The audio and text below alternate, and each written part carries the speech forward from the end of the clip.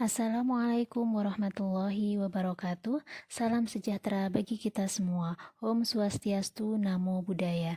Perkenalkan, nama saya Isnanita Novia Andriani. Saya adalah salah satu peserta pelatihan dasar CPNS Kementerian Agama Republik Indonesia pada tahun 2021, Angkatan 9, Kelompok 3.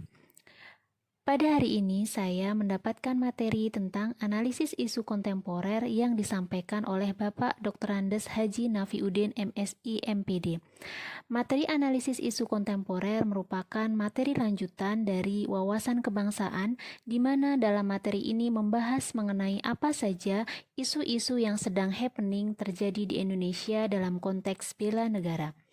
Pada kesempatan kali ini, saya akan mereview hasil analisis isu kontemporer yang hubungannya dengan tugas dan fungsi saya di tempat kerja, yaitu sebagai dosen pada Satuan Kerja UIN Raden Mas Said Surakarta. Isu yang diangkat ada 5, yaitu 1. Rendahnya minat belajar, motivasi, dan tanggung jawab mahasiswa dalam mengerjakan tugas dari dosen pada masa pandemi COVID-19. Yang kedua, belum optimalnya perangkat pembelajaran daring dalam masa pandemi COVID-19. Yang ketiga, belum efektifnya penggunaan modul ajar perkuliahan pada setiap mata kuliah. Yang keempat, belum efektifnya pelaksanaan PPL dan KKL pada masa pandemi COVID-19. Dan yang kelima adalah rendahnya minat literasi mahasiswa dalam menulis dan mempublikasikan karya ilmiah.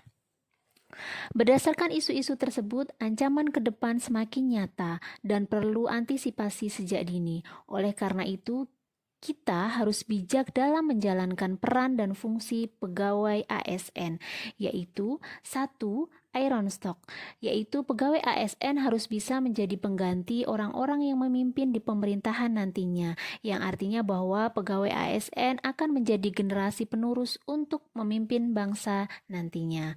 Kemudian yang kedua adalah agent of change, yaitu pegawai ASN dituntut untuk menjadi agen perubahan. Maksudnya adalah jika terjadi di lingkungan sekitar dan ternyata itu salah, maka pegawai ASN dituntut untuk mengubahnya sesuai dengan harapan yang sesungguhnya. Yang ketiga adalah social control, yaitu pegawai ASN mampu mengontrol sosial yang ada di lingkungan sekitar, sehingga selain pandai dalam bidang akademis, pegawai ASN juga harus pandai dalam bersosialisasi dengan lingkungan. Yang keempat adalah moral force, yaitu pegawai diwajibkan untuk menjaga moral yang sudah ada.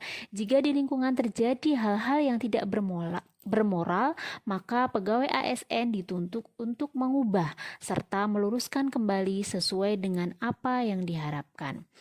Oleh karena itu, kita sebagai pegawai ASN perlu mewujudkan kesamaan persepsi tentang ancaman dan solusi oleh semua komponen masyarakat dengan cara isu scan sebagai berikut.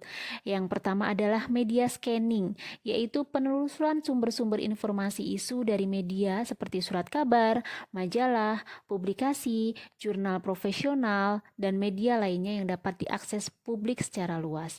Yang kedua adalah existing data, yaitu dengan menelusuri survei, polling, atau dokumen resmi dari lembaga resmi terkait dengan isu yang sedang dianalisis.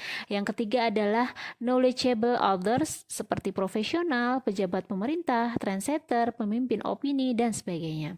Yang keempat, public and private organizations, seperti komisi independen, masjid atau gereja, institusi bisnis, dan sebagainya yang terkait dengan isu-isu tertentu.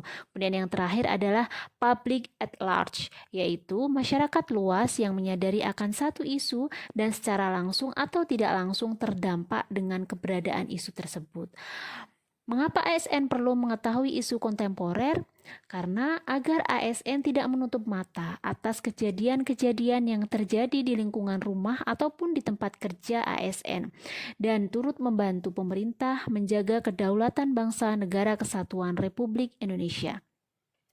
Pahami bahwa integritas berarti komitmen dan loyalitas, tanggung jawab, dapat dipercaya, jujur dan setia, konsisten, menguasai, dan disiplin diri, serta berkualitas.